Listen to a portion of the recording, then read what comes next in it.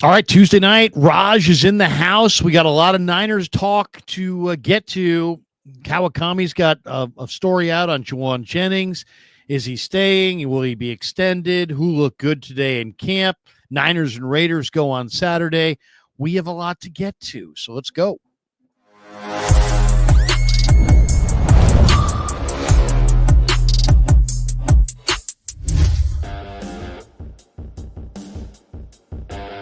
Off and running on the Krug Show. Hope everybody's having a great day. Welcome. We're brought to you by Pig and a Pickle, the best barbecue in all of Northern California. Check them out. They're in Emeryville. They're in Corte Madera. They're open 7 days a week from 11 a.m. till 8 p.m. or until they run out. We're also brought to you by Sharp Corner Sports Cards and Collectibles. They're at 205 Cypress Avenue in Pacific Grove, California, on the Monterey Peninsula. Thanks to Anthony Catania. He's at 831-521-5264, and he's a great follow on Instagram at Sharp Corners 831 on the gram. That's right. We're live. Hope everybody's having a great day. It is, we're looking at 7:26 West Coast time, 10:26 back east. Hit like and subscribe. Do us a favor, smash the like button, hit subscribe. Make sure you hit that notification bell so you never have to miss any shows. And remember, when the live stream wraps, you can catch the full replay anywhere you get your podcast, Spotify, Apple Podcasts, wherever your favorite platform is. Just search The Krug Show and you'll find us. But we got a lot to get to, so let's jump right to it. Raj, good to see you, man. You were out at practice today, the final practice of the year for the fans. What did you think of it? Yeah, I was happy to be there. It was the final one. A little sad because I'm not going back, unless you give me your media credentials, but I don't think that's happening. But it was good to be there. It was fun covering it, and I'm ready for some more football. I can't wait for this preseason to get finished so we can see some real ball. But, yeah, it was good times to be at training camp. And shout out to everybody that came up and showed me some love during training camp. Seriously, it's always a good time. I was glad to see the fans there and said hi to some of them as they were walking to their vehicle. And a lot of stories around the Niners. They had a bunch of guys who weren't practicing today. They didn't have one-on-ones. They're trying to blend the twos and the threes together to try to get through practice. And, this is just kind of the situation they're in. They're kind of this very similar to a year ago. Last year, they were the most injured team in football. This year, they don't have a lot of crushing long-term injuries that are for the year, but they have a lot of nagging injuries that have kept guys out. And they've only played one game. So what do you make of this? I mean, the Niners have consistently been one of the most injured teams in pro football. Before we get into Jennings and his contract standoff with the Niners, I mean, this is the predicament that they're in. I mean, why are they always among the most injured teams? Do you have a theory? Do you have any reason for why the Niners are always hurt? Yeah, I got a couple theories. And it's a question that we always have to ask. If you look at this team, you see every day they're working out players. They're signing new players.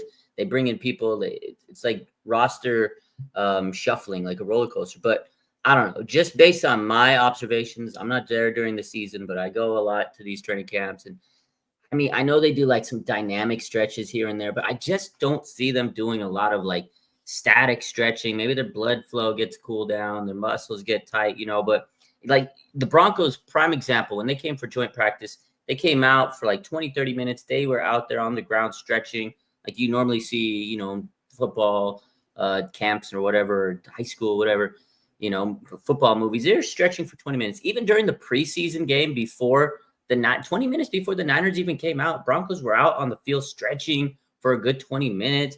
I don't know, man. I don't want to say that's like the only reason. Maybe we have bad luck, but I mean, there's a certain amount of players on the 49ers. Like you see Nick Bosa, he does his routine different from the rest of the team. Christian McCaffrey, Brock Purdy, like those guys, Fred Warner, they do a different routine. Even George Kittle.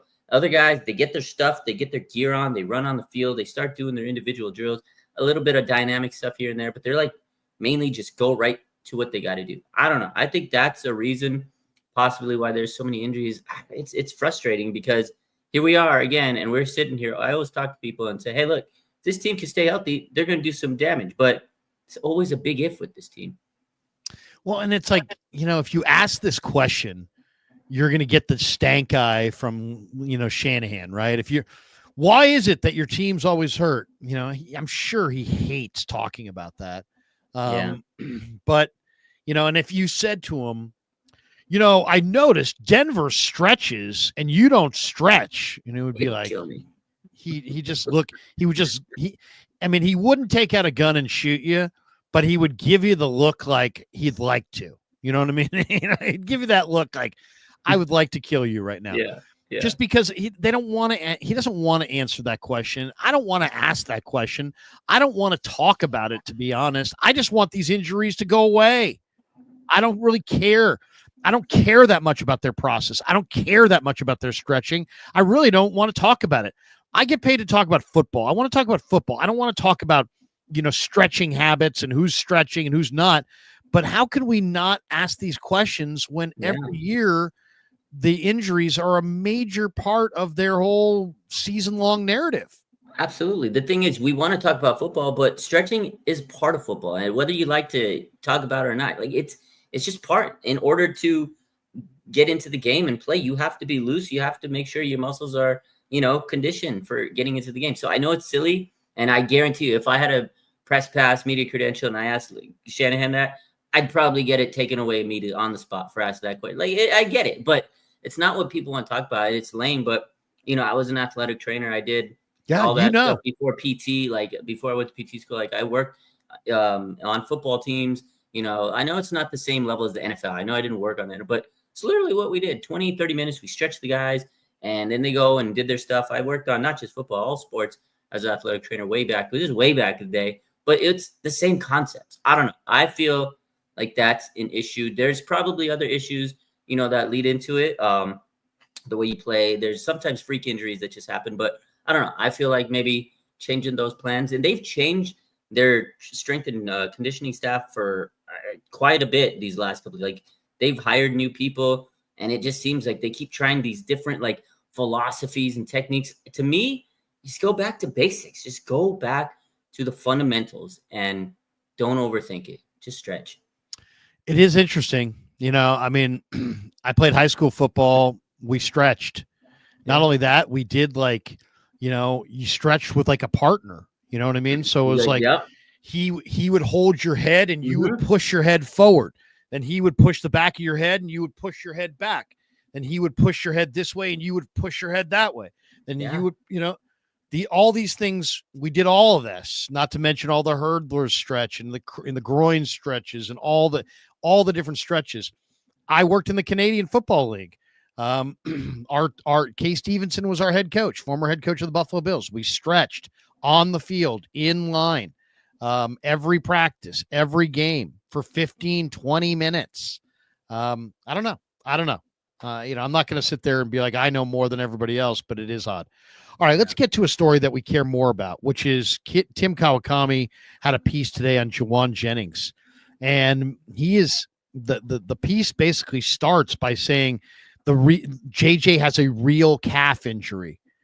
And it's like, I don't want to say that Tim's carrying the Niners water, but when you start your article with JJ has a real calf injury, that is the first line of the article. That is the line that somebody wanted to get out there.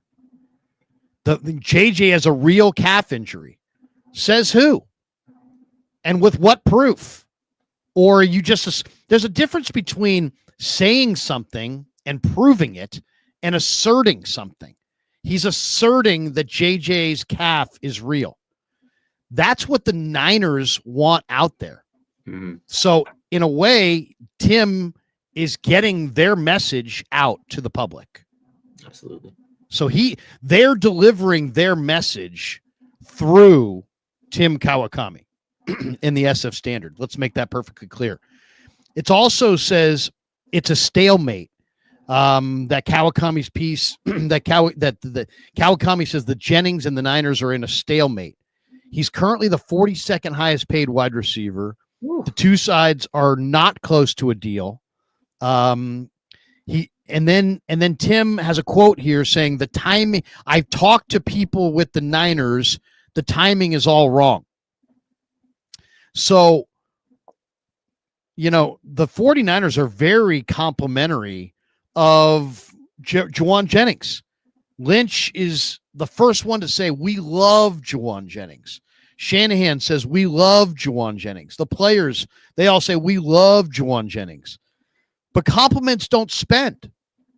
And you can compliment somebody left and right, but money talks.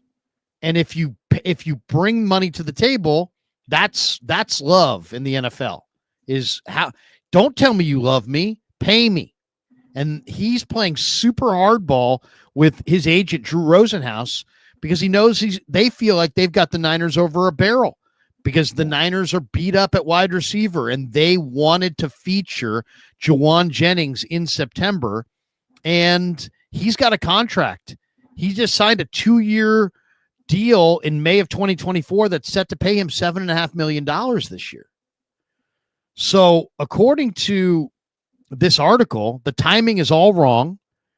And JJ has a real calf injury. These are the messages that the Niners wanted to get out. They would normally pay JJ, but the timing's wrong. That's what it sounds like to me. Mm-hmm. At least that's the message they're getting out there. There are other quotes here. Kawakami says Jennings probably wants a deal for this year and next that would make him a top 20 paid wide receiver at $20 million per year. He's currently the 42nd highest paid wide receiver. There's another quote. The 49ers likely don't want to give JJ any raise. Okay, that was a quote in here. And then there's a quote from Kawakami saying there should be a compromise by August the 26th. And then he basically just says what the compromise is going to be. He says that the Niners will tack on another year, make it a 1-year, $22 million deal with a $5 million guaranteed bonus. Wow. And, the Rosenhaus people can call it a 1-year, $22 million. We got our guy $20 million, but it's a nominal change on the Niners cap. It's really more just moving money around. And it's kind of like your non-extension extension. Yeah.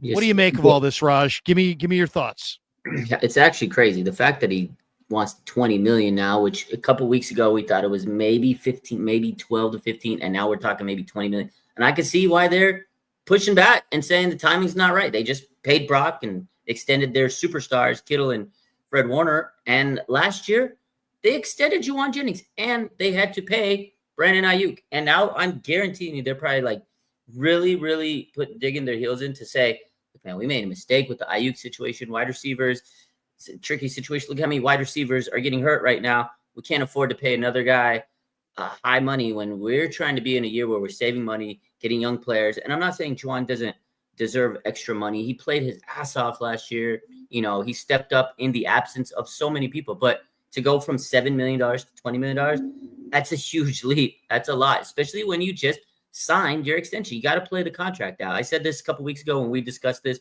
when the trade was, when he said they were going to make a trade proposal if I don't get my money and all that stuff happened. When all this news initially broke out, I said, don't do it. Don't pay him that much. Like, give him a small increase.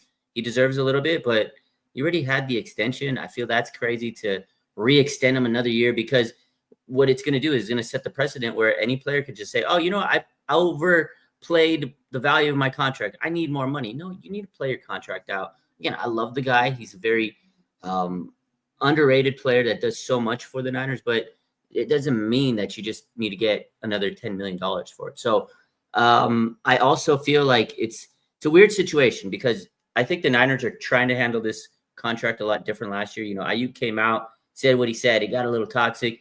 He was there. There was a lot of filming him when he dapped up Shanahan, and it went super viral. And then everybody was like talking about it. This year, I think they told Jauan, like, hey, let's say you got a calf injury. You go, we're not even going to show you during training camp, because guess what? If he comes out there and he's doing rehab or any little thing, there's going to be video of it. Me or Brad or you or somebody's going to get video, and it's going to get super viral. These last 2 days, he was rehabbing on the side field during team drills. That's the period you can't video anything. And magically, he's there working on his calf. So they're trying to say, like you said in the article, that it is a calf injury. They're trying to make it to the forefront. Like, yeah, he's dealing with the calf. And I think they're saying that to buy time to figure the situation out, because it's not going anywhere any quick. I do think ultimately, well, you know what I think the reason is for that, Raj. I want to hear the rest of your thought, but I think the reason for that is because they want it to be a calf because they don't want to extend him, and when he comes back, they don't want to say that he was holding in or holding out. Yeah. So if you say it was a calf injury and you don't pay him when he comes back, you're just like, he doesn't lose face in the room with his teammates. He doesn't lose face publicly because he wasn't ever holding out. Mm-hmm. He never asked to be traded. It's all a bunch of crap, according to them. And, it was the calf injury's real. Yeah. But then the other question is, if the calf injury's real, why the hell would you sign a wide receiver who's a free agent at the end of the year when you've already got $30 million in dead money linked to Ayuk this year? Why would you be in a rush to sign another long-term big money extension with another receiver who's currently hurt? So it's like, I kind of feel like this whole he's hurt also works against them if they wind up giving him an extension, because isn't the first question going to be like, well, dude, why did you extend a hurt wide receiver if he was really hurt? Exactly. Because that's the whole point. If he really is injured and you're still trying to negotiate a contract, it makes no sense, because you're paying a $30 million guy on a guy that tore his ACL up last year. So to me, it's bad business. It doesn't make sense. So there's definitely something behind the scenes going on, but they're trying to play it as a calf injury. I think they're trying to spin it because last year was so much negative publicity. They want to make sure they go into this offseason without that negativity. But it's a weird situation. I love Jauan, but I don't think he's worth the $20 million. He's probably a top 35 receiver. I know you got some stats say might be even lower than 30. Well, here's the list. Here's Spotrek's list of the highest paid receivers. Okay, so here's the top of the list. And the guy who's at the top of the list and the two guys at the top are the best, right? Yeah, so this is the way it should be. Jamar Chase is the best receiver in pro football. No doubt in my mind. He is the best. Justin Jefferson's right there with him. They're 1 and 2. Okay, so then you go CeeDee Lamb, Metcalf, Garrett Wilson, A.J. Brown, Amon-Ra, Ayuk checks in at 8. Okay, then there's Tyreek Hill tied with him. T. Higgins is at 10. Jalen Waddle, DJ Moore, Devontae Smith, Nico Collins, Michael Pittman. I mean, there's no debating that any of these receivers are better than Jauan Jennings, correct? I agree. I mean, we're not Terry McLaurin. They're at $22 million. Devontae Adams, Chris Godwin. All these guys are more accomplished. Stephon Diggs, Mike Evans, a future Hall of Famer. Mm-hmm. Okay, here's a guy who might not be as worth that much, but he's overpaid. The Jaguars, they went crazy that year. Yeah, Christian Kirk got overpaid by the Jaguars. Yeah, he did. Debo's here at 24. Jerry Jeudy's at 25 at $17 million. Now, what I was told is this was the neighborhood he wanted to be in. The Jerry Jeudy Cooper Kupp 15 to 17 range. Okay. But he's not as good as those guys. He's not as good as Cooper Kupp. He's not as good as Jerry Jeudy, I don't think. I don't think he's as good as those guys. Man. When he's locked in, he's a little inconsistent, but he was really good the last year and a half. So now Darius Slayton, I think, I would say he's right about here. I agree. I would say, if you want to say he's better than Shakir and Mooney and Bateman and Slayton, but I'm going to put him right here. So I said about third time. I said around 30, 35. That's where I had slotted. This is 13 a year, which is almost double what he's making now. So I understand what he's saying there, but he is listed here at 45, 5.9 million. So is he underpaid? I guess a little. I mean, maybe. Yeah, but he's underpaid a little. But I mean, but you signed the contract, and here's the thing about it. If you sign this guy, if I'm Colton McKivitz, what do I think? What about me? Why would you sign this guy, but you don't sign Colton McKivitz? Yeah. They're both free agents at the end of the year, so I kind of think that this is kind of it's a very interesting situation. It's interesting because the Niners have $47 million of cap room. They could pay him. It's not like they can't pay him. They can pay him. Okay, and he knows that. He also is trying to exercise leverage because he knows the Niners are kind of over a barrel at the beginning of this year with the injury to Ayuk, the departure of Debo, the suspension for Robinson, the injury to Watkins. They're over a barrel. a little bit. They need JJ. If JJ shows up, that he's going to get the ball a lot in September. Absolutely. So I think that they absolutely want him, but like they don't want to rip up his contract because they just signed it. They just signed him in this contract. And then like basically, you don't want to give in to him because then it's like you're setting precedent that, hey, if you don't like your contract, just hold in. And it worked for Ayuk, it worked for JJ. So they set that precedent last year with Ayuk, but I don't think they want to reset it with JJ. No. So there's that, right? Like, I don't think they really want to pay him. Then if you do, I mean, it's just a very complicated situation because if you don't pay him, then he comes back in. I don't think he's going to be happy. It's gonna be weird. And it's like, he's a very powerful presence. Do you want a very powerful presence unhappy in the middle of your locker room? Yeah. Probably not. It's gonna be weird. It's gonna be an awkward situation. I mean, I'm sure they'll smooth it out, but it's weird because most of the time, these guys, when they kick and pout and scream, they get their money and everything's cool. Money fixes everything. But if he doesn't get paid, Larry, it's a weird situation. And again, going back to this whole calf issue, I feel like it is allowing him to kind of hold it, whatever you want to call it, without getting fined. Because I think that's the other situation is if he was not showing up to training camp without an injury, he'd be getting fined. And I think they at least did him that service for saying, okay, well, let's finesse this calf injury. Because last year, too, I do remember Brandon Ayuk had I can't remember exactly what it was. I got to go back on post. But he had some dealing with, I think they said he had a neck issue or something last year. And I think they made that up so they can kind of figure out this contract situation because it was lingering. But this whole calf situation definitely, I feel, is buying time. But at the end of the day, if you don't pay Jauan Jennings and he comes back to his team, you don't trade him, it's going to be a little weird. It's going to be that wide receiver room is going to be a little – it's going to be weird, man. It's going to be frosty. It's going to be very frosty. He's not the guy. He's not the kind of guy you don't want to pay because he's very powerful presence in the room. And if he's unhappy, is he going to be a professional? Is he going to be a total pro all season long? Is he going to play as hard as you want him to play? Is he going to be the leader that you want him to be if you don't give him the money? And then if you I mean, it's just they're damned if they do, damned if they don't. I mean, they're in such a pickle here. It's just such a bad situation because, and here's the question I would have. I understand why the Niners don't want to set the precedent of ripping up his contract that he has this year because they signed it. He just signed it. So it's like, why would anybody ever honor their contract? It's a terrible precedent to set. Yeah. But then I also don't think that Jauan Jennings is going to take just a little tiny little bump and be willing to bypass free agency next March. Exactly. So if you're not willing to change to rip up his contract this year, and I don't think they are, and you're not willing to do, you're willing to give him an extension of a minor extension, but to do so, he'd have to bypass free agency next March. I don't think there's any way he's going to do that. So it's like, does Jauan Jennings love the Niners that much that he's willing to be staring at one? He's one season away from heading to free agency and probably getting, I would say, 3 years, $45 million. I bet you there's somebody out there that would give him $15 million a year for 3 years with, $45 million with half of it guaranteed. And I think he's got that out there for him if he has a good year.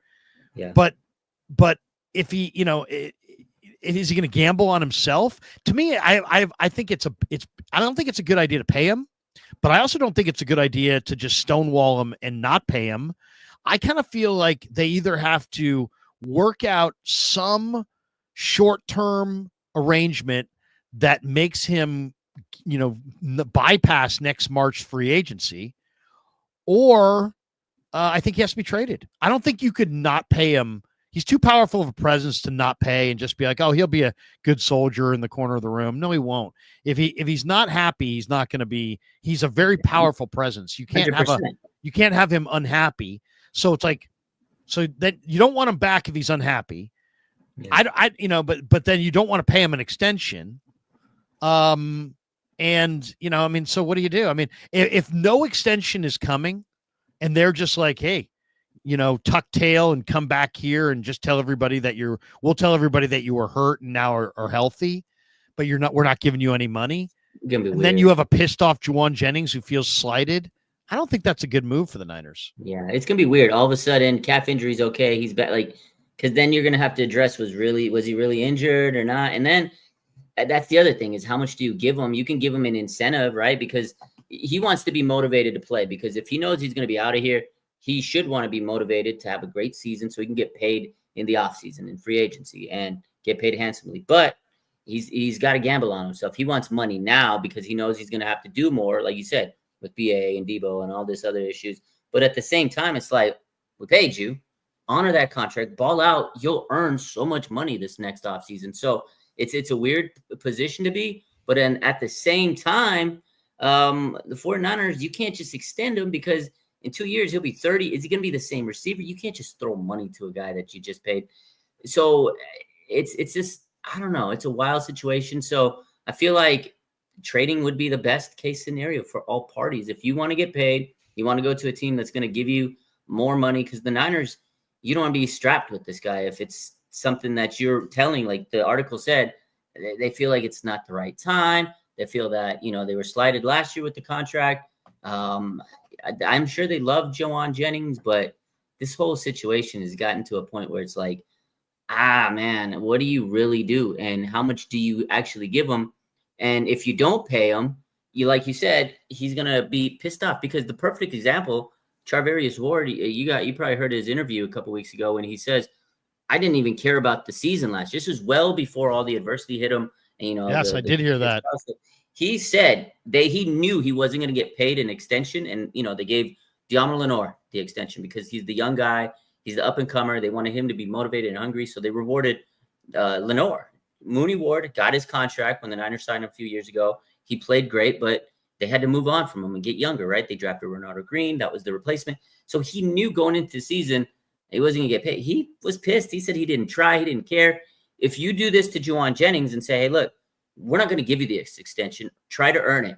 We got other guys to worry about. I can see the same thing. He's not going to want to care. He's not going to play great. So it is a very weird situation. Should he get a little bit more money? Yes. Should he get $20 million? Absolutely not, Larry. So you got to find a middle ground. And if you can't, he gone. You got to wonder, is there a market for him?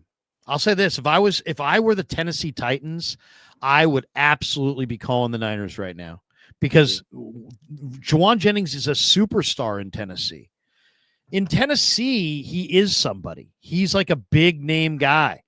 Cam Ward. He'd be huge in Tennessee. He'd be huge. I mean, they signed Van Jefferson and Tyler Lockett. They have Calvin Ridley.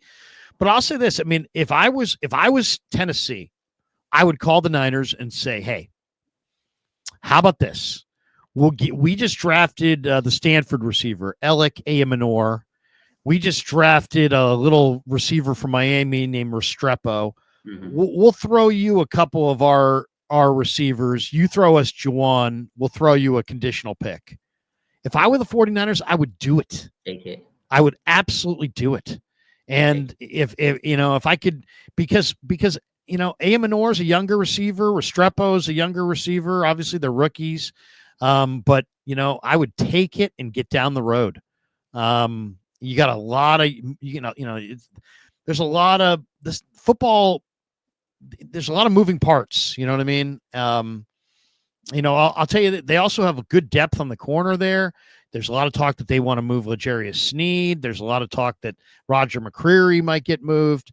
They've got some corners as well. So it's like, I would be interested in their corners as well. They also have Arden Key. They've got some guys that can help the 49ers. Blast from the past. Yeah. They got a bunch of guys. They got old Famiola Dejo. I mean, they've got some pieces that the Niners definitely would like back in return. But I would just say, hey, you want to give me the Stanford receiver and a conditional pick? Let's move it. Let's move on. They just need to figure this out, because the more they let it brew, it gets. We've seen it before, especially with Ayuk last year. We let it brew, and it bubbled and boiled, and then it spilled over, and it was a bad situation. I don't want a repeat of last year.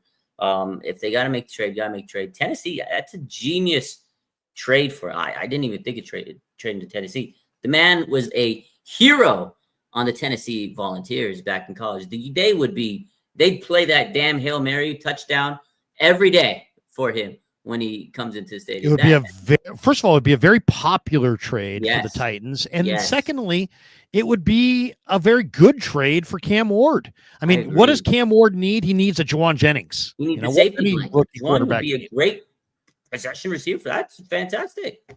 I'll tell you this too. I mean, the guy that I really wouldn't mind getting is Calvin Ridley. Oh, I wouldn't mind Calvin Ridley. I mean, that's Let's for do sure. it. I'd take Calvin Ridley in a heartbeat too. But I mean, Tennessee makes a lot of sense to me as a team that potentially could trade for Jauan Jennings. Washington, I think, makes sense to reunite him with Adam Peters. I think Miami makes some sense. Bleacher Report had a phantom trade today in a Tyreek Hill article, sending Jauan and a sixth to Miami for Tyreek Hill. Oh, take it. I mean, that would be an incredible deal. Take it. It is interesting though. The Niners love JJ, but the timing's not right. And I kind of wonder if the timing's ever really going to be right. And then it's weird to hear, direct quotes in this article, the 49ers likely don't want to give JJ any raise. Wow. That's interesting. Yeah, that's interesting. That's interesting. They And then any raise. And then Tim says there should be a compromise by August 26th. So, I mean, that sounds to me like this. They've already decided he's not going to be traded. He's not going anywhere. They're going to tell everybody it's the calf. They're going to give him some nominal raise to make him and his agent feel better. But I'll say this, I'm going to be very interested to see what this deal is, because I think the Niners don't have a deal to make here, because they don't want to give him more money this year. And I don't think he wants to buy out his free. I don't think they want to pay him the big money to buy out free agency. No. And I don't think Rosenhaus, if he's smart, would not let him buy out his free agency for some nominal amount. No. So he knows he can cash in. It just doesn't work. Yeah. It doesn't work. The extension, because of those factors, does not work. The only thing that works here is if Rosenhaus wants to be, if he wants to be deceptive, if he wants to really try to pretend that Jauan got a great deal, but in reality, it's not a great deal. And that maybe he cares just enough about agent speak that they'll have some kind of, as Tim references here, some compromise. But I don't see it. I don't see it, because at the end of the day, a compromise has to include one of two things. It has to include more money this year, or an extension for next year, or a long-term extension, I should say. Three things. And I don't think the Niners are up for any of the three. I really don't. Yeah. I think sadly, as much as I don't want it, I think it seems like we're headed for a trade, unless Rosenhaus is going to play some kind of agent game at the end and just take, basically just take some deal that's really not that good of a deal, just to say he got something done. He's a pretty tough. He is. He's a tough agent. Someone in the comments said he's a weasel. Yeah, he's a tough one. So I could see him making some type of ultimatum at the end and gets his client some money at the end of the day. But you're right. They're in a weird position, because they don't want to give him a mega extension, tie themselves up. It's just weird. He's good, but he's not like worth a 2 or 3 extra year extension. You gave him the 2 years you wanted last year. Now he wants more. If you can't find a team to take him, you're just going to let him play it out. But if you do that, he's going to be pissed off. So weird situation, Larry. I don't know, man. I do think that was crazy in that article that Tim Kawakami wrote, that they don't even want to pay him. They have no number. That was definitely a key point. So we'll see. What do you're the voice of the fans in a lot of ways. I mean, I talk to a lot of fans, but you're going face to face with the fans. You sit with the fans. Yeah. What is the fans' reaction going to be if this thing blows up and JJ, let's say JJ makes a public, I think the other thing that could happen here, I think they could make a public trade demand literally within like 72 hours of the 26th of August. 26 is that when? That's the cut down. Cut down's on the 26th. I would guess by the 23rd, 24th, 25th, in that range somewhere, they're going to make a public demand for a trade. Yeah, I think Niner fans are going to be pissed either way. They're going to be pissed. You can go two ways. I don't think right now they're mad at Jennings like they were mad at Ayuk last year. People hated Ayuk. They still do. They're starting to slowly forgive him, but they hated Brandon Ayuk. I feel like right now the teams, the fans are saying, "Hey, look, you need to pay Jennings. He's so good." Majority of them. There's not everybody, but the majority of them are saying, "Hey, pay the man. He helped us out so much. He stepped up, clutch. He does so much. This, that, the other. We know all he does."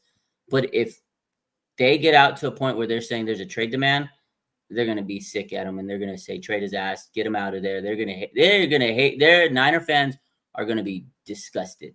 They're going to disgust. The majority of them are going to be pissed because we literally just had this situation last year, and the injuries are piling up, and you're going to have the emotions overflowing.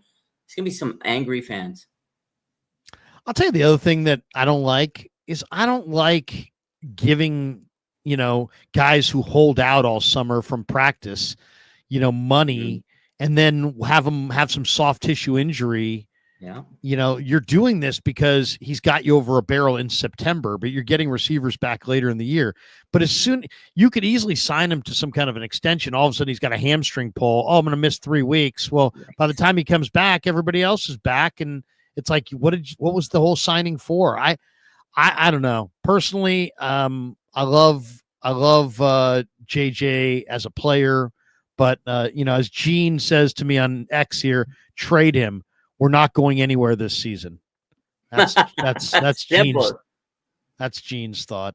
It's tough. It's a tough call. And what you don't want is you don't want to not pay him and have him be, some negative distraction. Mm-hmm. So you can't not pay him and have him in the room. So if you're going to have him in the room, you're going to either have it's really as simple as that. If he's going to be in the room, you have to pay him. Or if he's not going to be in the room, then you can obviously, you can whatever you do with him. But if he's going to be in that room, he's such a powerful personality that you have to pay him. If you try to have him in the room and not pay him, oh my God, I think that would just be a really bad decision. I think he would not be happy. He would not be. It would just be ugly. And we saw ugly locker room situations last year with Devondre Campbell. I don't think they want to repeat that. It was a nasty. It wasn't just him. We saw the Tabor Pepper and Debo. It was a bad year last year. Let's not have any more of that. They need to figure this out. Because I don't want to see Jauan Jennings like throwing Kyle Shanahan through the Gatorade bottles. Let's figure this out, Larry. Carlos says, Larry, move on to the O and D line. Jennings isn't worth this much time. All right, fine. Fine, Carlo. I will do what I'm told. All right, let's talk a little bit about the 49ers offensive line. Yeah. I think one of the best things of the day when I was looking at all the Niners stuff was how well Drew Moss and Connor Colby graded out in the Denver game. And when I watched it again, Colby had the highest run blocking grade on the team. He had 0 pressures allowed in over 20 pass blocking snaps. Drew Moss also had a really, had a perfect card. No pressures allowed. I think it was 16 pass blocking reps, and he also had a really good run blocking grade. The more I look at Connor Colby and Drew Moss, the more I talk to Chris Furster, the more I think the Niners may have found in Moss their future center, in Colby their future left guard. I think this is really pretty exciting. Chris Furster told me a week ago that he compares Colby to Pooney, and that he feels the same way about Colby as he did about Pooney, and that he feels like Colby can play as a rookie like Pooney played as a rookie because he can pass protect. And I was like, well, he didn't look good in the one-on-ones. He's like, hey, don't let that fool you. He's really good in 5-man protection. And he was really good in 5-man protection. I talked to Colby in the locker room after the game, and he's just a great guy, man. He's just an aw shucks Midwestern guy who just wants to play ball. But it looks like the 49ers have found an all-new interior between Pooney, Moss, and Colby. I think that's the future inside. I don't know when Brendel will be out of there, when Barch will be out of there, but I think you're going to see Moss and you're going to see Colby this year. I really believe that. Yeah, I hope so. I'm glad that they're getting some good reviews. Chris Forster's going to say everybody's good. He could have the worst offensive lineman. He's going to say he's good. But regardless, I'm very pleased with the developings of this offensive line because that's what you drafted it for, and we hope that these guys can be something good. But I've seen some film studies, I've seen people posting, I've seen this, the analytics and stuff, and they graded out well. I've got some high hopes, So Drew Moss and Connor Colby, I hope they continue to build off what they did last week. And this next coming up game, I hope they get some more good reps. The thing with Drew Moss, Colby, I think will make this roster, and he'll be developing, and they'll get him on this team. He'll probably be future starting left guard because Barch, that man can't stay healthy. He left practice today. We don't know what it is. I think Matt Barrow said maybe an elbow, but he left practice early. This man can't stay healthy. But the thing with Drew Moss, he's got a tough situation because he's an undrafted guy. Those guys get very, very, very few opportunities. So he has to go out and make all his opportunities count so much. So he's done so far good in the training camp practices. I think he's done well. But these next 2 preseason games, Drew Moss has to really shine because undrafted guys, they don't get a lot of opportunities. So maybe he can make the practice squad and then they can keep him and develop him from there. But this man has to make the roster somehow, some way. But the only way is kind of continuing to prove himself. And I hope he does because, I've seen enough as Nick Zakelj over the last 3 years. I just don't think he has it. I don't know. There's a lot of other guys. Spencer Burford was atrocious on Saturday. Didn't like what I saw of him. Maybe Andre Dillard can be a good swing tackle. But as far as the interior, I have high hopes for Connor Colby and Drew Moss. So we'll see. But one guy, I want to switch to D-line real quick. You put me on this guy a couple weeks ago, and he was a stud on Saturday. Sebastian Valdez, Seabass, Larry. What a call, man. What'd you think? He's real. The Hulk. He was the real deal. I was sitting there watching. I'm at the game, and I'm going, is that Seabass? Is that Seabass? I was like, Larry was right. I kept saying it. I was like, Larry was right, man. Larry was right. And he got a lot of praise. Kyle said he flashed the most out of the game. Got a lot of high reviews. It's looked good, man. I'm happy for him. That's another undrafted guy. He is definitely making the most of his opportunities. Good stuff. Oh, he looks amazing. He looks amazing. Yeah. Here's an interview, by the way, he did with Channel 5. Yeah, Matt Lively. It's only about 30 seconds, but we'll play 30 seconds of this. Here's Seabass. They call him the Hulk with Matt Lively. I know you said that you chose the 49ers because of the scheme that they ran and that you were watching tape. Were there any former Niner players that stuck out to you that you started modeling yourself after or really became interested in watching? Well, I think when you look at that 2019 season, you see Armstead, you see Buckner, those guys playing interior, there's just beasts, man. The way they play with their intensity, their effort to the ball. You watch that on tape and you're like, how can I do that? So that's definitely what drew me to this team. Very cool. Yeah, Valdez is something, man. Good. He's something. He's fun to watch. He's real. He's violent. He's fast. He's a pass rusher.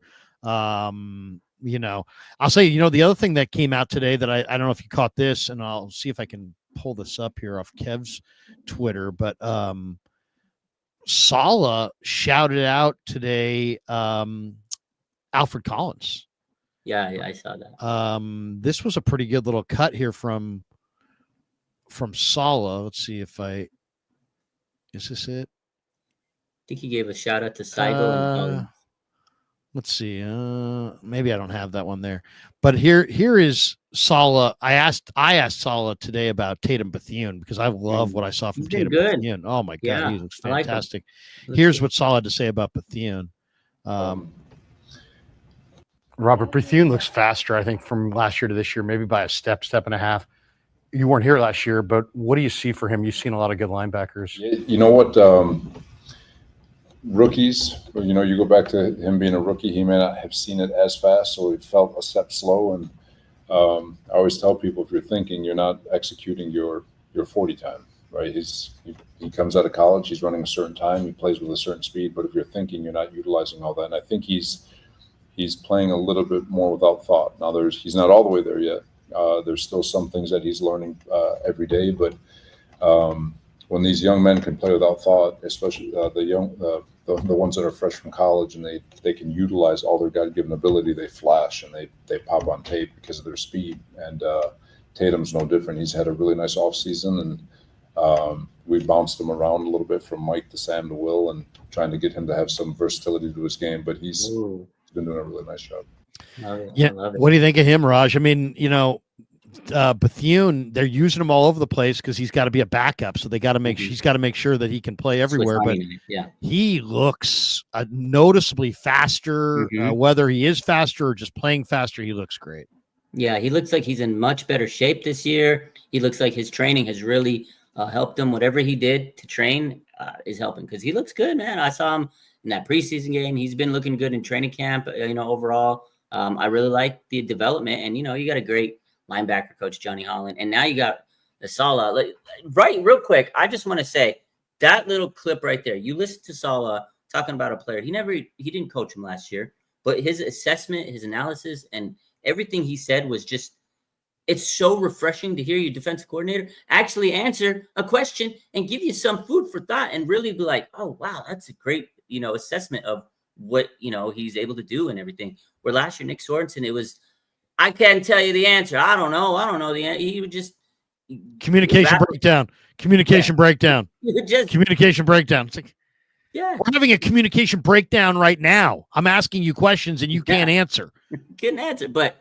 To answer your question about Tatum Bethune, I'm very happy that he's made a good amount of development this year. That's what you want out of your young players, and that's what they're doing. But man, Niners draft class last year was fantastic, and it seems like it's going to get better.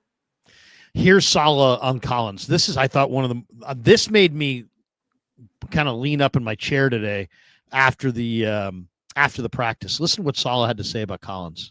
Mm-hmm. CJ and Alfred looking towards you. I mean, how's their progress going? I feel like they've made really good progress. CJ's doing a really nice job. Alfred, I felt like Alfred took a really good step in the game. He's a big body, and again, I've said it to you guys before, not to make excuse for him. But he was kind of hurt in February. He hadn't done anything, no football stuff until August. So he was way far behind the 8 ball. And I felt like this past weekend, especially in the game, he took a really, really good step in terms of strain, power at the point of attack. I think the next step for him is to get off blocks, play with great pad level, go make some plays. But overall, I thought his footwork was better. His pad level was better. Everything improved. So if he just keeps stacking up days, he's going to turn into a pretty damn good football player. CJ's been not to take away from him, he's just been on a steady incline since he's gotten here. He's been doing a really nice job. And again, same thing for him. Just keep climbing.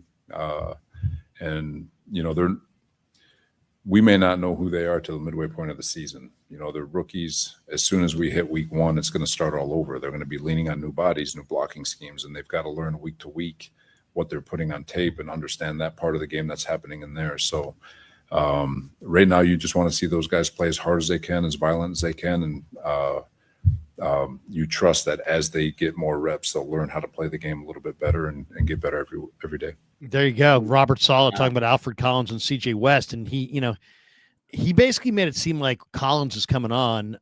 We saw Collins today, Raj, running with the ones on the defensive line. You were there, you saw it.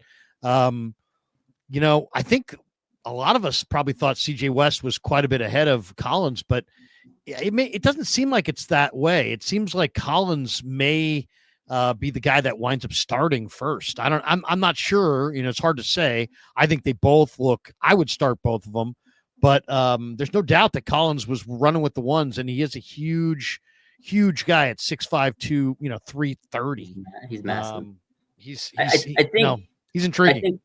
I think Collins might have an easier path to get to the starting lineup because Kalia Davis, he's been pretty good. And I think he's kind of also challenging CJ West there. So, and Kalia, this is his first time he's actually getting to go to training camp. He said today that, finally the game's slow. He's getting these reps. He's earning that callus. So I feel like that's a little bit of a competition there. And I mean, Alfred Collins, who's he dealing with? Jordan Elliott, and Kevin Givens. Givens got the pec injury. Jordan Elliott, he's so I feel like that is probably why, but credit to Collins. He has started to show up a little bit more. And I agree exactly with what Robert said is, hey, this guy hadn't played football in a long time because he didn't come to minicamp. He didn't come to OTAs because of the calf injury, whatever it was. He was a little behind because when he first came to training camp, Larry, I was like, but he's starting to catch up. And I think as these rookie, and it's a young team, these rookies are going to go through ups and downs. They're going to go through growing pains. But as the game slows down and they continue to get better, like he said earlier, that was such a good point he made, that when you don't have to think about it, you're so much more fluid. You're so much faster. These guys are thinking still because they're still trying to adapt to the NFL and learn the plays and stuff. So yeah, they might mess up here and there. They're still trying to figure everything out. But as the game slows down for them, I think you can see their natural talents start to come above. But I'm happy because these two guys, if they can hit their full stride, it's a bad D line. Plus Seabass in the mix. They got a good defensive line for the future. You know, it's funny. Kalia Davis. Let me see if maybe I could play that for you, because we had Kalia Davis at the podium today, and you know, Kalia is he's a great guy. But I asked him about the young guys. You know, how are the young defensive linemen stacking up? Here's what he had to say. Kalia Davis, who's having a really nice little camp in his own right. He looks really, really good. But here's Kalia from earlier today down in Santa Clara. Really good in the one-on-ones. Kalia, what do you think of the three young guys? You got three rookies in your room, and they're all different. Collins is big guy. West is incredible strong hands. And then you got the Hulk, Valdez, who's just been really good in the one-on-ones. What do those guys look like to you? Oh, they look great, man. Like you said, Seabass out there undrafted, doing his thing. And, you know, I feel like they're all three different, you know, types of players. But, you know, in this system, we all got to have a tag element in it. So it's fun seeing the three different guys get into the Chris's system. So, but I see them getting better each and every day. Alfred's come a long way, you know, missing OTAs, but man, he's starting to put it together. Seabass and CJ, you've seen what they've been doing, so it's fun having them in the room. Yeah, you can tell Kalia really likes the young guys. Who, if I said to you, Raj, as we're kind of finishing up here, but give me your most pleasant surprise? I mean, we could all go with Valdez because nobody thought anything of him, and that's fine if you want to say Valdez. But give me a pleasant surprise for you in this camp that you're like, you know what? I wasn't banking on that, but man, it's great to see.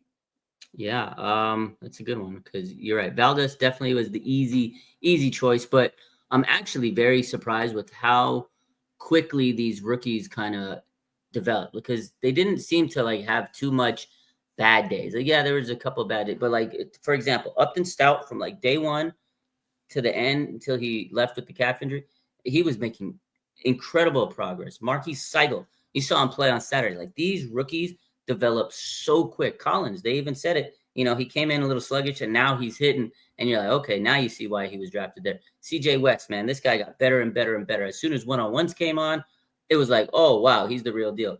Michael Williams, I know he had the injury, but he looked very polished. That was, to me, the biggest takeaway. I was so surprised because I was like, man, you know, rookies, we got a young team, and I kept saying it. We're going to lean on these guys. They really impressed me this camp. Jordan Watkins, this guy, man, I hate that he got hurt, but you could tell from like day one to the end of camp before he got injured, this guy was making so much progress. So to me, the biggest surprise was just how quick these rookies started to grasp everything. This was a really good rookie class. Yeah, no question about it. I think this is potentially a great rookie class. I mean, it's a volume-based class for sure. Yeah. I'll tell you the guy that has absolutely wowed me. It's this guy right here. It's Mac Jones. Look at this Mac Jones throw. And what you're going to see in this is you're going to see the right guard, Nick Sikel here, 63, just get absolutely destroyed, blown back into the lap of, told you, Nick Sikel, man. Mac Jones, right? And then Mac Jones throws this beautiful dime out here to Watkins, and he just lays it over his outside shoulder. I mean, you couldn't hand this ball off any better. Look at this play from Mac Jones. And look at Sikel. I mean, once again, we'll isolate this. Look at how bad Sikel gets beat here. I mean, this is what's the guy with the three names for the Denver Broncos? I forget, the defensive lineman. He's pretty good. But I mean, he gets underneath the shoulder pads. He's on the whatever yard line that is. He moves back 4 yards. Watch his feet. Look at this. 1 yard, 2 yards, 3 yards,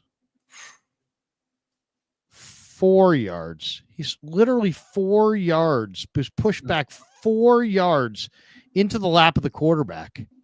And Mac Jones, he hears it. He feels that pressure. But instead, he just lets it go and just goes, you know what? Electric. Purdy and George Kittle today, holy smokes. Yeah, well, Kittle and Purdy have been great. The whole great. Yeah. But to me, Mac Jones, what do you make of Mac Jones? Is it possible that Mac Jones, the genius thing here is they signed him to a 2-year deal. Mm-hmm. So they have him this year and next year. He looks so ideally suited for this offense. It does make you wonder how things would have gone if they had just taken Mac Jones. Probably should have. I think Kyle knows. He knew he was the perfect guy for this system. He even his layered passes in the system have been getting significantly better. Like it's a good comment too, that you like Mac Jones for your, surprise. He's another guy, just like the rookies I mentioned, from like the first day to he just progressively just got better, was more comfortable. And I heard a lot of other reporters, you probably can attest to this, from like training camp or OTAs till now, he's even looked stronger from all the way back then. So you could tell he's picked up this offense at a very high rate. And I think you're right. If they would have drafted Mac, fans would have been sick because nobody liked him. He didn't look like that guy. He didn't have the high ceiling, but he just looks like he knows how to run this offense. And, he played at a pro-style offense in college. I feel like we all look back and we wanted that high player, the guy that could run and scramble. Because I remember in an interview, Kyle Shanahan said, I want a guy that can throw like Drew Brees and run like Lamar Jackson. I think that was the quote. And that's why everybody said, well, that's not Mac Jones. We got to get Fields or Lance or whatever. But, man, looking back, in hindsight's 2020 later, they probably should just take Mac Jones. And he is very comfortable. So he looks really good. If Brock gets hurt, which I hope he doesn't, I feel very confident that Mac could come in and we could still win games. That's a good backup. Did I ever pump up this guy on a live stream with you? Oh, you were the Willie Lampkin. I thought you were his agent, Larry. I thought you were his agent. Did you see? You called it. He's balling. Did you see what this guy did? I got to show you guys, for those who didn't see this. This is Willie Lampkin this weekend for the Rams against Dallas. He's playing center. Arrow right there. Look at this. 5'11" center. The pancakes. Wow. One pancaked him. Fire in the legs. Fire in the legs. Fire in the legs. Pancake. No, almost pancake. Here we go. Here we go. Here we go. He's going to pancake it. No, I didn't pancake him. Dude, he is stout. He's stout. Look at that. That's a big boy. Look at that. Right off the block. Snap it right off the block. Wow. One of my friends said he's still going to get cut. No if he way. gets cut, the Niners got to sign this guy. We better sign that man. Look at that guy. He's so good, dude. He's a beast. Look at that. You were on him like I white was. on white, dude. You were all over this guy. I loved Willie Lampkin. I remember that. All right, I got one last one for you, Raj, and this is a little bit of a concern. Maybe I'll share the screen on one of my tweets. Do it. This is a tweet that I had earlier today, and this is a genuine concern that I have here. I said one thing to keep a close eye on as we approach August 26th cut down is the NFL's a rush and cover game on D. The Niners badly need good young corners. Their top three are Lenore, Green, and Stout, but they need three more. UDFA Jacob Robinson and Darrell Luter Jr. have shined at times this camp. They need to be on the final 53, but veteran journeymen like Trey Brown, who's guaranteed $500,000, and Saron Neal, who's guaranteed $2.25 million, may get those spots instead. I said I'm getting Sam Womack, Isaac Yadam, Deshaun Jameson, Isaiah Oliver flashbacks. Will 49ers learn from their past mistakes or repeat them? Stay tuned. Yeah, that's a good point. What do you think? I mean, you've been at camp. You saw the preseason game. In your mind, is Saron Neal going to make this team? I mean, Jacob Robinson, to me, should make the team. And I put Luter on there just because he's a big corner. who's young and could be coached up. He's made some nice plays. But they have guaranteed Saran Neal $2.25 guaranteed. They have guaranteed Trey Brown $500,000. That's almost $3 million of Jed's money. Are they going to put Brown and Neal on the roster to justify those free agent dollars? So it's a good question. And then I think Steph even mentioned Dallas Flowers, who's been a very big who I really like. That's another guy I like. So it's tough. I feel like Jacob Robinson, if you cut him, someone's going to snag him. I don't feel that way with Luter. I know you love Darrell Luter, but I think he's a guy that you could probably probably can afford to get rid of him and put him on the practice squad. He'll clear, but I don't think he almost had an interception in the game the other night. I know he played decent. I'm glad he did, because in training camp, one-on-ones, guys get beat. But it's another story for another day. My takeaway on that, Trey Brown, I think he has a shot to make it because he's getting paid that much. But Saran Neal, I think 100% he's staying on this roster, because I think they brought him in to replace George Odom. And George Odom was a big part of this defense on the special teams, or not the defense. He was a big part of the special teams. And Brant Boyer specifically brought in guys for the special teams. And remember last week you were telling me how a lot of these guys that make the roster have ties to special teams, and they're going to be a big part of special teams. So I do think Saran Neal he's a lock to me to make this roster. Paying him $2.5 million guaranteed. He's a big special teams guy. They don't have George Odom anymore. To me, that's easy replacement right there. Trey Brown, he has his work cut out for him, because all the guys we mentioned are clearly ahead. They're so much better than Trey Brown in training camp. He had a good game according to PFF. He did PFF, but that's PFF. I think if you look at the whole body of work, he's behind those guys, but he's got 2 games to earn that $500K.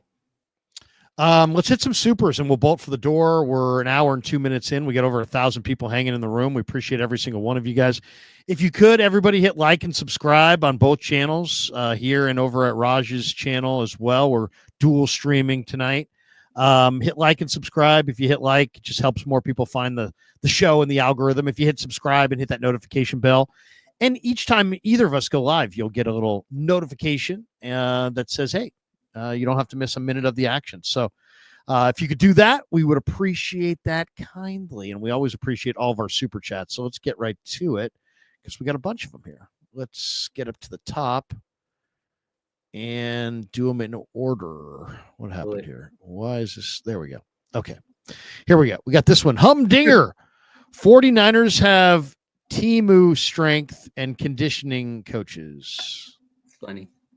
Is that the commercial with the commercial with the duck? Is that what it is? Temu? What's Temu strength? I don't know. Temu's like cheap off-brand, like garbage brand. Joseph Ernberg, only way to rid curse is Candlestick 2.0 F Santa Clara Levi's. They don't like it. It got rated, I think.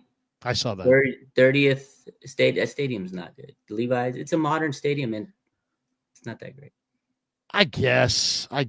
But I mean, once again, my last day at Candlestick, I went down the escalators and 2 raccoons ran by me. So it's the nostalgia. It's the nostalgia that people. You know what? That's a bunch of crap, because you know what? That place was built in the 70s, and there was no nostalgia in 1980 at all. All the nostalgia came after Joe got good. So the place sucked. I loved it for baseball. It was great in the summertime, but for football, I mean, it sucked. It had the aura, man. I don't know. I mean, it was all right. I mean, it's Candlestick. Levi's, I almost have a heat stroke every time I go there. Yeah, but has nothing to do. That's just Santa Clara in the summer, there, man. It's Santa Clara, man. I know it's hot. Hey, dude. You know what? This just in, it gets hot in Santa Clara in the fall. I mean, dude. Come on, it's man. so hot. Even my place, Unbelievable. It is hot. I'll say this too. It's freezing in the press box. So it's like we can just give some of the cold, some of the cold from the press box to the sunset. I also wonder when I'm watching games and I'm looking at people on the other side and they're staring into the sun, are you even seeing anything? You're staring. If you're staring right into the sun, are you seeing anything? Probably not. You're just sitting there getting a massive headache. Yeah, big headache. I don't. To me, no. MSQ says, Krug, are you saying JJ is pulling a Seth Rollins? LOL. You don't get so Seth Rollins No, is I a don't know. wrestler, and he Sorry. faked an injury. Long story short, he faked an injury. So you're saying that he's faking his injury? Is what you're saying. No, I don't think it's a fake injury, but I'll say this: if he comes back and he doesn't get an extension, then yeah, it was the ankle or it was the whatever, the calf. But if he comes back after he gets an extension, then I'm not buying that crap that it was the calf. Well, how convenient. It's come on. I don't buy that. I'll say this about the calf, though. Shanahan's like, it's not too serious. Well, if it's not too serious, how come there's no timeline? I mean, the whole thing is just. Well, then he also said, calves are tricky. Calves are tricky. Yeah. He said that. So's dealing with football media. MSQ. Krug, you don't pay a player based on how he compares to others around the league. You pay him based on how important he is to the Niners, which JJ is. No, that's not true. No, you have to go at the market value. It's the market. The market. So what? Because JJ, I mean, so what happens if all the other 49er receivers in the preseason died? And then suddenly JJ was the only receiver on the team, and we need him more than anything. So now we should pay him $40 million because that's how important he is. You don't understand, bro. If we don't have JJ, we don't have any receivers because the rest of them died. Oh, in that case, pay him Jamal, pay him like Chase, pay him like Jefferson. No. If they all die, that's very grim, Larry. I hope they don't all It's die. very good. It's very grim, but sometimes you need to get grim to make the point. Yeah, I get what you you're saying. don't pay this guy. He's important to us. Oh, in that case, give him the stadium. Why not just give him a ownership share if he's that important? Tobin Ernst, Niners need to get past Ben Barch ASAP. Really? You don't like Ben Barch? Can't stay healthy, Larry. No, I know. I agree with him. I agree with Tobin. Tobin. I will say this. If Ben Barch, who has not stayed healthy in his career, he's given this opportunity. I agree. I think he should be given this opportunity. I really do. Give him this opportunity. If he can't stay healthy, go to Colby and don't look back. Don't look back. I agree. If you have to go to Colby, go to Colby. But then Ben Barch is off the bench, and he'll only be in there when Colby gets hurt. Have there be some pecking order. Do not just keep shuttling the rookie back and forth. Mm-hmm. You would do it if it's Trent Williams. You would do it if it was Tristan Wirfs. You're not doing that for Ben Barch. No. And Ben, if you're out there, I love you, brother. MSQ.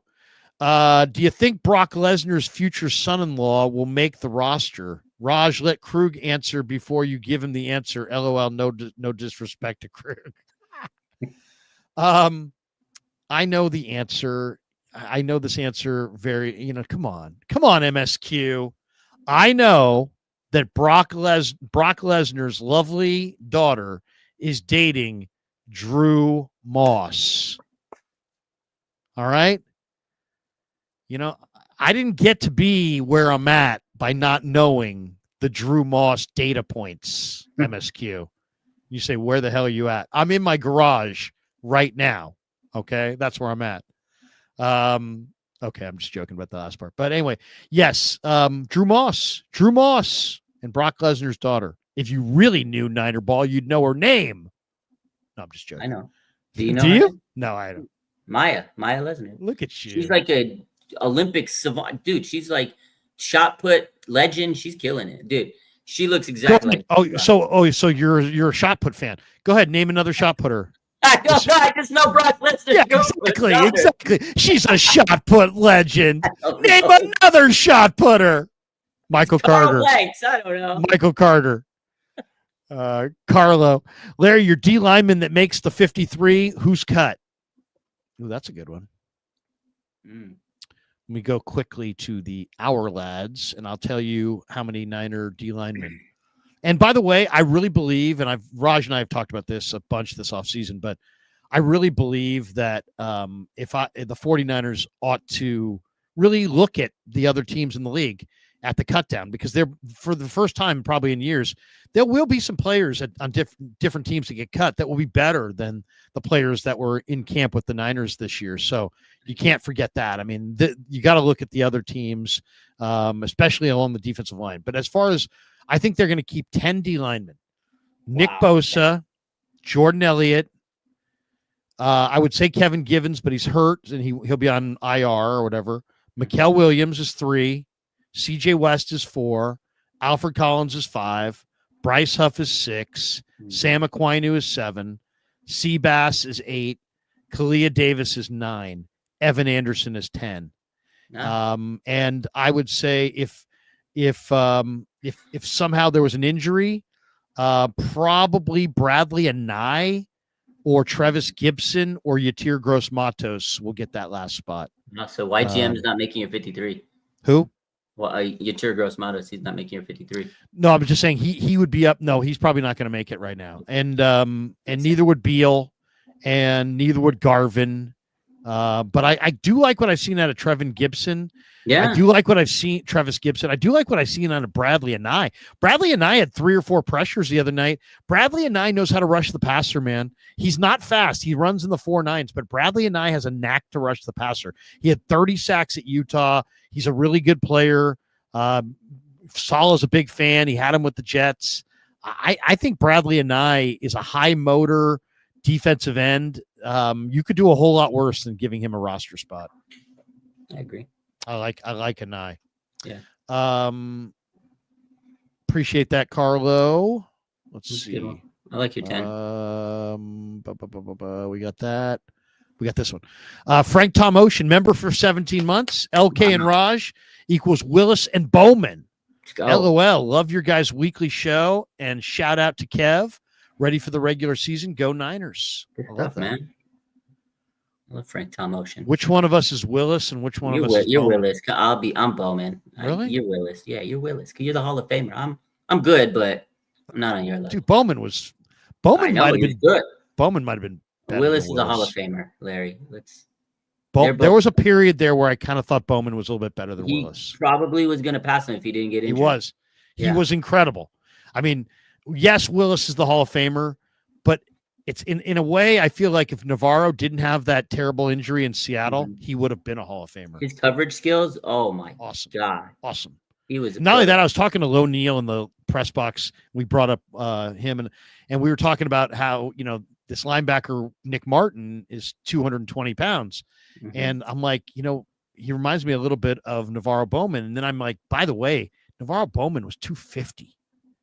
Navarro Bowman was 6 feet tall, 250 pounds, and moved like the wind. He was so freaking fast. Yeah, he was like, what a player aggressive. He was, man. Navarro Bowman was a special player. I loved him. Oh, he was great.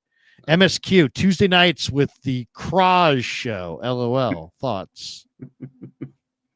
I don't like it at all. Kraj. The Kraj. Yeah, that doesn't. Why don't we call it the Rary show? Why don't we call it the Rary show? Rary. Don't even tell jokes. Don't even try. We'll wind up getting our channel canceled, everything else. Yeah. Tommy Huxley. Kittle took Tig's lunch money. Yeah, did you? Kittle had a day today, and he beat Tig, Jair Brown down the field.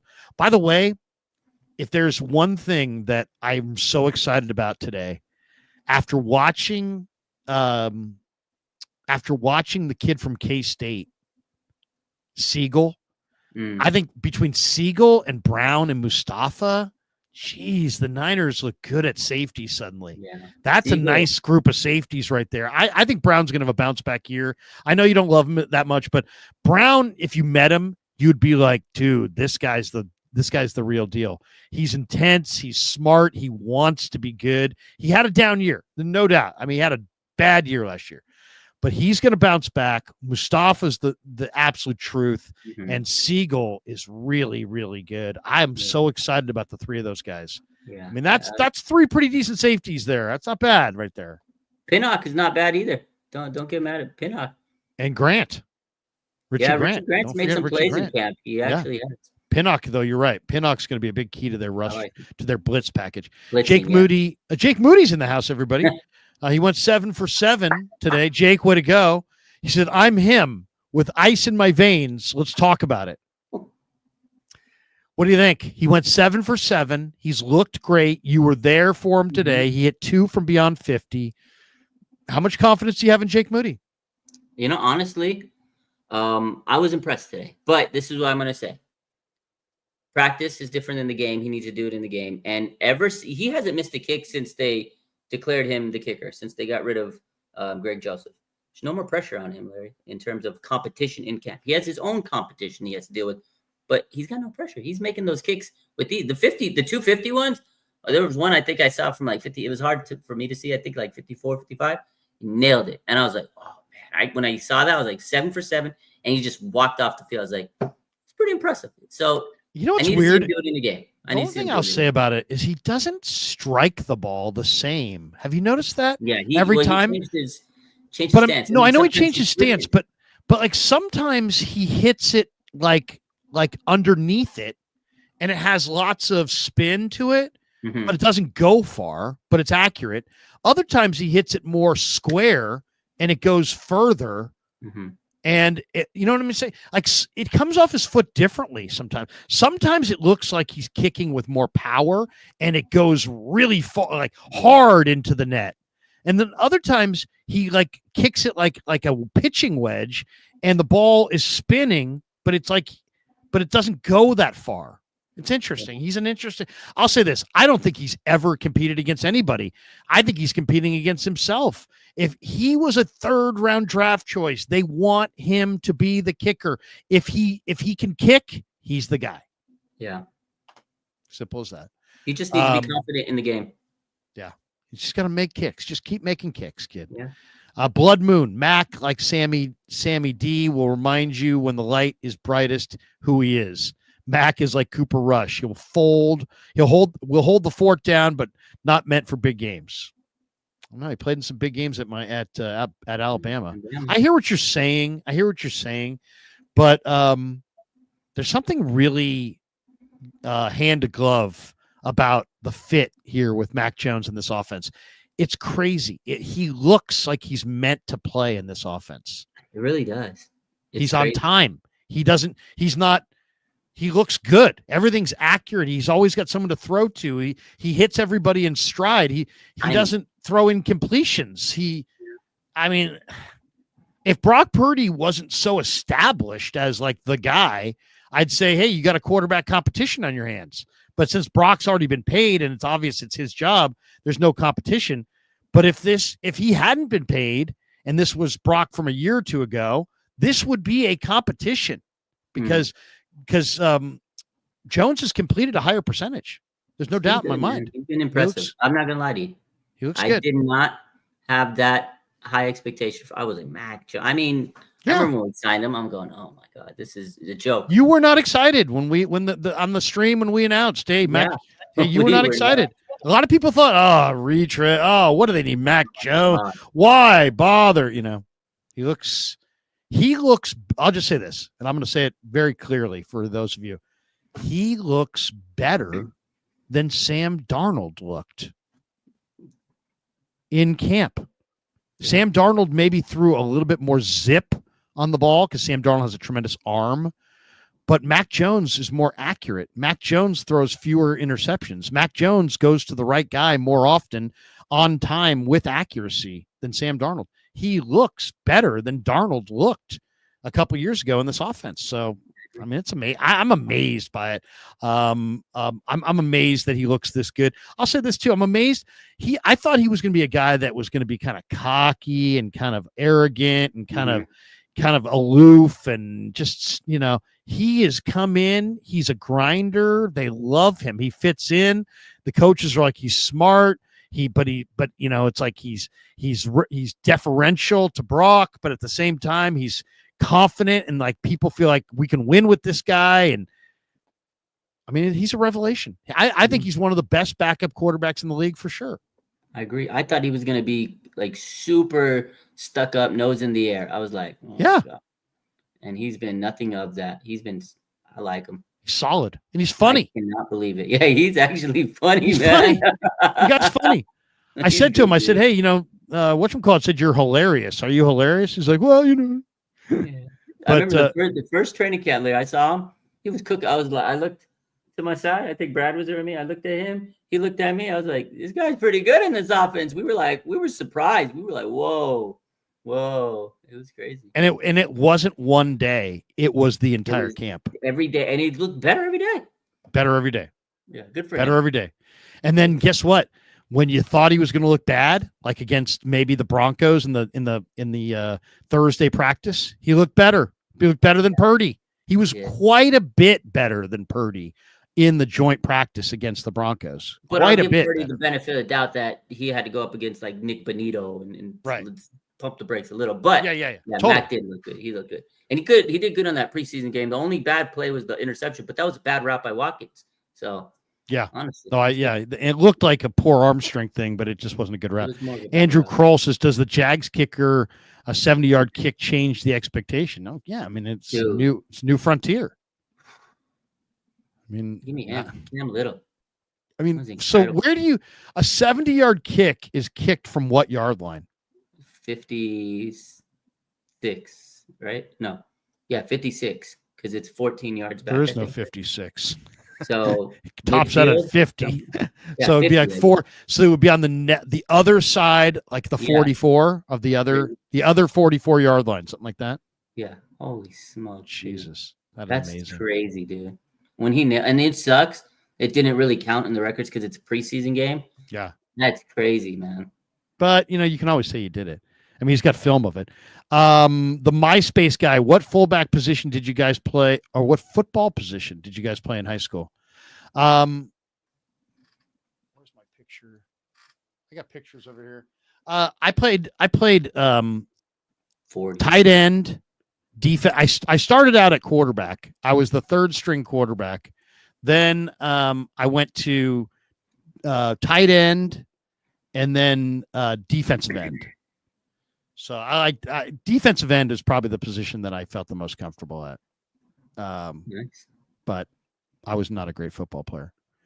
Sure I wasn't terrible, but I just, I definitely was not great. Andrew Kroll, if you think Levi's is hot, go to a Niners Bucks game at Raymond James this year and you'll learn what hot is. Yeah, that humidity. Jesus. I think that's in October though, isn't it? Won't the humidity be less by then? It'll still be bad, dude. It'll still be bad. It's bad. Florida's another monster, man. I used to go to Florida a lot. Yeah, no way. Nasty. No. If I can avoid that, I do. Harold McAllister, could practicing and playing against Denver early help our offense prep for the beginning of the year? Absolutely, it could. Yeah. And you go up against somebody who's good. It's like playing up. It's like you see 16-year-olds in baseball in the summertime. They'll play a group of 17 or 18-year-olds.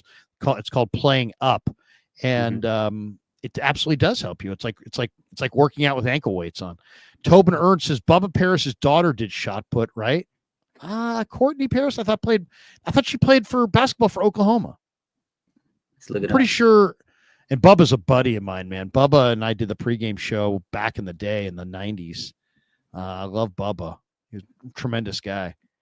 Andrew Kroll says top. She did. Yeah, she did. Really? Wow. She has competed in the shot put, including a recent outdoor session with the reported 10-meter throw. Wow. That's impressive. Andrew Kroll says top 3 women shot putters. Raj, go ahead. Maya Lesnar, Courtney Paris. I don't know. And Sally Johnson. Yeah. We got MSQ. Caitlin Clark. What else can she do? She could probably do it. Yeah, Caitlin Clark. Except the other shot putters would probably try to hurt her. MSQ, Maya Lesnar is the number 1 shot putter in the nation. And Krug, like Raj, I can't name another shot putter, so don't flame me, LOL.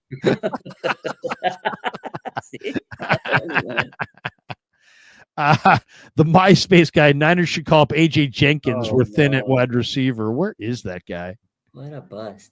I really enjoyed this guy at Illinois, Lowry. I thought he had potential. I wrote his name down in an envelope, kind of like Sonny Weaver did in the movie Draft Day. And just kind of like Sonny Weaver did, he said Vontae Mack no matter what. I thought it was kind of cute. So I did it with AJ Jenkins, except I don't know shit about personnel, and AJ Jenkins couldn't play a lick, and I guess it's just not as effective if a guy can't play, Lowry. Oh my God. Thanks, He was Trent.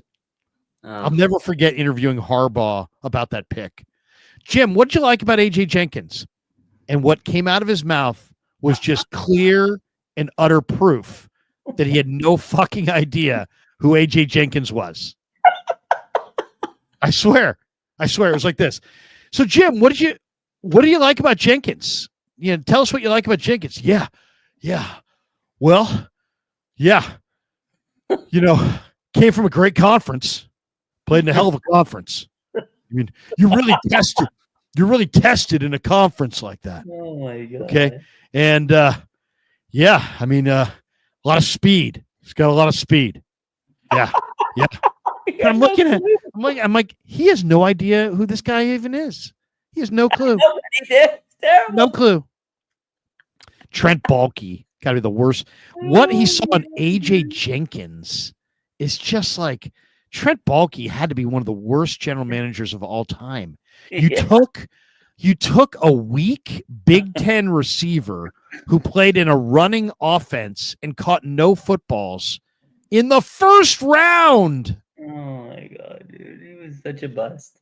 People in the Big Ten had never heard of AJ Jenkins. Unbelievable. MSQ. Would you make a Jonathan Kuminga, Malik Monk type sign and trade? I guess I would. Get him out of there.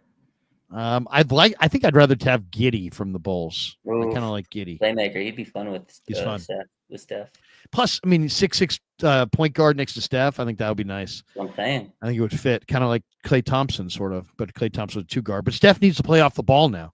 Andrew Kroll, David Lombardi, or Jake Paul, who wins? Oh, Jake Paul. I mean, Dave's. I don't think Dave's a fighter. He's not a fighter He's per not se. a fighter. Jake Paul fought Tyson. Yeah. I don't think Lombardi fought Tyson. Maybe he swam. He raced him in a swim meet, but I don't think he fought him. Dave's going to join me Thursday night for Niners Nightly on KMBR. So I'll say it's a draw. Lombardi gets the first shot on Paul. Paul works him in the mid rounds, but Lombardi comes in the late rounds and thumbs him in the eye. They stop it because of a technicality. Lombardi in a split decision. No. There we go. We got this one, Luis Madera. Do you see Sebastian Valdez making the 53? He better.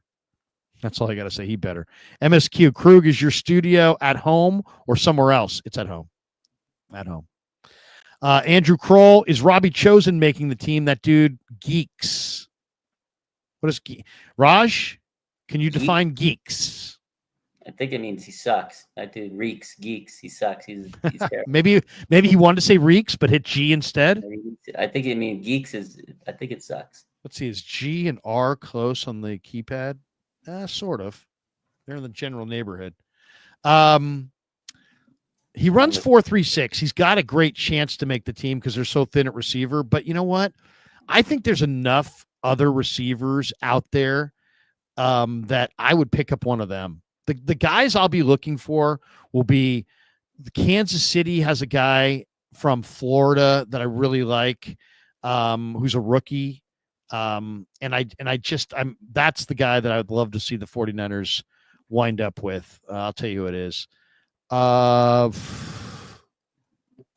Elijah Badger is his name. Elijah Badger. I think he's going to be cut by the Chiefs and tried to squeeze onto the practice squad, and he's a really good player. I think the Niners ought to pick him off. I think the Niners ought to take a different approach to the cut down, and if they can find other guys that they think are part of the future, I think they ought to go for it. I really do. I think Robbie Chosen might make the team, but I hope not. MSQ says Raj Show, Larry Show, Rary Show, Kraj Show. He's just, I don't know what MSQ is doing. I don't know about Kraj or Rary. Rary's going to get you canceled so bad, dude. Don't. We can't go Rary. And Kraj, I mean, that sounds like, it sounds like a bad paint. Yeah, I've got some crage that I put on it. Oh, that stuff dries. It takes forever for the crage to dry. I know. Yeah. It sounds like bad paint. We got this one, Andrew Kroll. Who wins Lombardi versus Cone? Oh no. I don't know. It's stopped. Grant's angrier. David's bigger. David has the reach. Grant has the fire. Yeah. I don't know. I don't know. I'd say it's a draw. It's a draw. That's a draw. Really depends. Depends who. Depends who the home team is. I agree. And also, I don't want to give points. Yeah, I can't. That's a tough one. We can't be giving points. Do I have anything else for you before we get out of here? I know I thought I had one more thing, but go for low blow. Oh, I know. I was going to ask you. I'm super fired up about Corey Kiner, and here's why I'm super fired up. I was fired up before today, but today I was looking at a breakdown. Corey Kiner he did not allow a single pressure in any pass blocking reps during the game.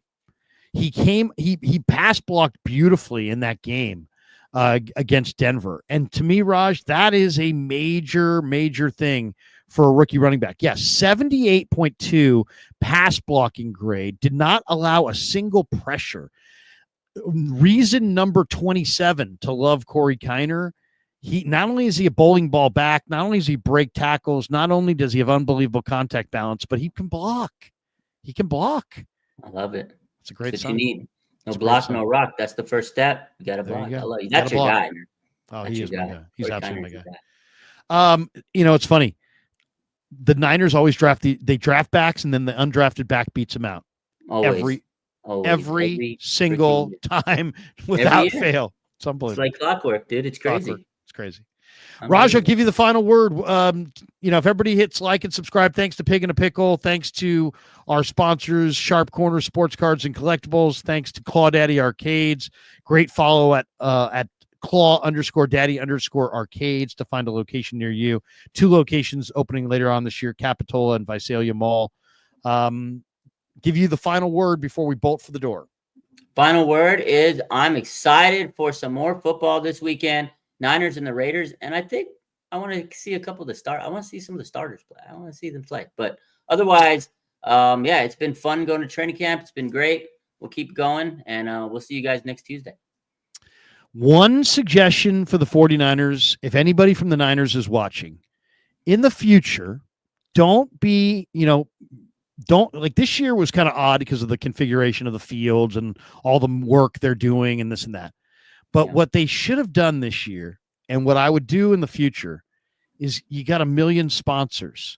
Mm-hmm. You got a legal firm that's the official legal firm of the Niners. You got an airline that's the official airline of the Niners. You got this official that of the Niners. Get some Best Buy or whatever, and get a gigantic screen like they have at the Palms, and practice wherever you need to practice, but give the fans a big old screen that they can watch. Don't you think a big old screen would be nice in addition to the practice? Because then if you see it, great. But if you don't see it, and they're 1,000 yards away, if you can see it on the big screen, you're fine. Trust me, I would love it, and I'm all for it. But Kyle, do you understand why they have this practice the way it's done? Kyle doesn't want anybody looking at his crap. They've shut it down. I've seen the transition over the last couple of years. We talked about this behind the scene. They've changed it for the reasons where they don't want any film, any possibility of anything to get out. Because what if you have this big screen and someone's on a tree somewhere, listen, Kyle's crazy like that. They shut down. They're strict about phones. Even you guys, when you guys are doing your media stuff, there's certain times when you can take a phone. There's a lot of people live tweeting from camp this year. Let's not talk about that, Larry. I'm talking about media people. Yeah, I know. You're not supposed to. We're not supposed to. I follow the rules. They told Well, me I know. don't tweet But don't during get me camp, and I didn't tweet during camp, but tons of people did. Oh yeah, we all do it. But this is the thing. There's But reasons. it's okay for the fans to do it. No, it's not. It's Me and not, Brad but I got mean, shunned. We got almost kicked out of the damn place for live tweeting. But listen, that's another story for another day. There's many reasons we could sit here have a whole hour to talk about it, but Carl's never going to do that. He doesn't care about the fans. He just wants his team to practice. The fans are there, great. He doesn't give a shit about the fans watching training camp practice. He really doesn't. Do you see how far they are? If I didn't have my binoculars, I wouldn't know what the hell's going on in practice half the time. Couple quick ones here. Oatmeal. Larry, how tall are you? 6'2". That's what it says on my driver's license. That's what I'm going with. I'm probably a shade under, to be honest. I'm probably more like 6'1.5", but I put 6'2". But yeah, I'm 6'2". I'm going to say 6'2". But if you see me, it's more 6'1.5". It's funny. I said this to Murph the other night at dinner, and he's like, "No, come on, you're not 6'2". I'm like, "What? I am 6'2". My brother's 6'5". My dad was 6'3". Wow. I was 6'2", or I am 6'2". And then I've got this one. Carlo, Larry, did you record the 225 bench? I did. You're saying, did I tape it yet? I haven't taped it yet because my kid hasn't gone with me to the gym, but I will tape it. I feel like I need to tape it because I feel like nobody's going to believe me. So I'm going to have to put that out there just to show everybody. 55-year-old Krug can still put up 225. I'm going for. I want to go on a day where I feel really, really strong, and then I want to do like 5 reps so nobody can, people be like, "Oh, come on, no doubt." Okay, last 2 supers here. We had the who wins Lombardi Cone. We got this one. How tall is Cone in real life? I don't know. I would say I'm probably an inch taller. Maybe he's 6 feet. See that tall? Maybe 5'11". I think I'm an inch or 2 taller. I'm 6'2". I think he's like 5'11". We got this one. Nick Bosa's hat. Murph or Mac? What's the question? Murph or Mac? Murph or Mac? I don't know. Mac. I'm a Mac man myself. I like Mac. No, I like Murph, and I like Murph too. Murph's the guy. Murph was the last man standing, so I guess he wins. Anyway, someone said 5'10". Raj, what's your bench? Raj, what are you benching these days? I don't know. 225. 49er minded said 345 pounds for 15 reps. Are you serious? Come on, get out of here. And one last one here. Oh, we got that. I just want to make sure. All right, that's going to do it for us. Thanks to everybody. Appreciate all you guys. Have a great night. I'm back tomorrow. It is a Wednesday. There'll be no Niner stuff tomorrow, but you can catch me in the morning. I'll be on the KMBR morning show, bright and early, and then I'm going to be doing a live stream in the morning with the great Sam Batesh. Then I'll be back with Niners Nightly tomorrow night at 6 o'clock on KMBR, and JT the Brick is going to stop by. And then Thursday night, we'll have Niners Nightly as well at 6 o'clock. And we will look back at Thursday's joint practice with the Raiders. And Dave Lombardi is going to join us on Thursday's show. And then Friday, I'm taking off to spend some time with the kids. So that's going to do it for the rest of the week. Thanks to all of you guys. Thanks to Raj. Thanks to our sponsors. Appreciate it. Hit like and subscribe on your way out the door. Thanks to everybody. Peace. Yeah, never met a man I've been scared of.